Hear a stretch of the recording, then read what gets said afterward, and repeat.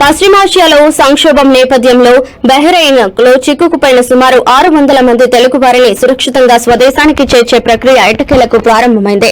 ముఖ్యమంత్రి ఆదేశాల మేరకు ఏపీ భవన్ అధికారులు యుద్ద ప్రాతిపదికన జరిపిన సంప్రదింపులు సఫలమయ్యాయి. నేటి నుంచి 2 రోజుకో విమానం ద్వారా బాధితులు భారత్ కు చేరుకున్నారు. రాష్ట ప్రభుత్వ విజ్ఞప్తి మేరకు గల్ఫ్ ఎయిర్ సంస్థ విమానాలను నడిపేందుకు అంగీకరించింది. దీనికి సంబంధించి డీజీసీఏ పౌర విమానయాన శాఖ నుంచి అనుమతులు లభించాయి. గల్ఫ్ ఎయిర్ విమానంలో మొదటి విడతగా 58 మంది ప్రయాణికులు ఇవాళ కొచ్చి విమానాశ్రయానికి చేరుకుంటారు. రేపు మరో విమానంలో 138 మంది ముంబైకి రానున్నారు. బహ్రెయిన్ లోని తెలుగు సంఘం భారత రాయబార కార్యాలయం సమన్వయంతో బాధితులకు టికెట్లు అందజేస్తున్నారు. తెలుగు వారందరినీ క్షేమంగా తీసుకురావాలని ఏపీ భవన్ అధికారులను ఆదేశించింది. మన భారత ప్రభుత్వానికి మరి అదేవిధంగా ఆంధ్రప్రదేశ్ ప్రభుత్వానికి తెలంగాణ ప్రభుత్వానికి తెలుగు ప్రజల ద్వారా మీకు ఒక విజ్ఞప్తి చేస్తున్నాం సార్.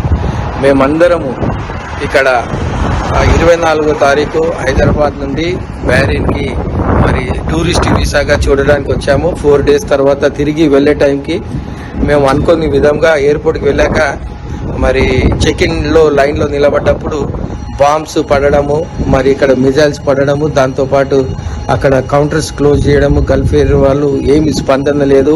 ఇండియన్ ఎయిర్ ఫోర్స్లో కూడా ఇండియన్ ఎంబసీలో కూడా ప్రాపర్ రెస్పాన్స్ లేదు. కాబట్టి డైరెక్ట్ మేము ఈ వీడియో చేసి మీకు మీ ద్వారా ప్రభుత్వానికి మరి మేము విజ్ఞప్తి చేస్తున్నాం ఏంటంటే, మేము ఇక్కడ చాలా భయంకరమైన పరిస్థితిలో ఉన్నాము. మాతో పాటు ఎల్డర్లీ పీపుల్ ఉన్నారు, వారికి డయాబెటిక్ ఉన్నది, బీపీ ఉన్నది. వితౌట్ ప్రిస్క్రిప్షన్ ఇక్కడ టాబ్లెట్స్ కూడా ఎవరికి ఇవ్వట్లేదు. మేమే కాదు, మేము ఒక్క అపార్ట్మెంట్లో 2 బెడ్రూమ్ ఫ్లాట్లో ఇంతమంది ఉన్నాము. ఇక్కడ మా పరిస్థితి చాలా భయంకరంగా ఉన్నది.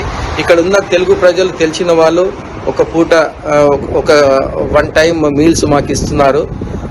సో కాబట్టి మేము మా పరిస్థితి చాలా భయంకరంగా ఉన్నది. దయచేసి మీరు ఈ యొక్క వీడియోని చూడగానే వెంటనే మాకు మీరు న్యాయం చేసి మరి మమ్మల్ని ఇక్కడి నుండి మా యొక్క ప్రాంతాలకు మన ప్రాంతానికి తరలిస్తారని చెప్పేసి మేము ఆశిస్తున్నాము.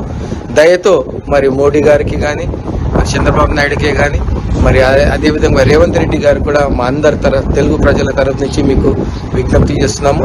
ఒక మాట ఈ పెద్ద ఆవిడే మరి వారి పడుతున్న బాధ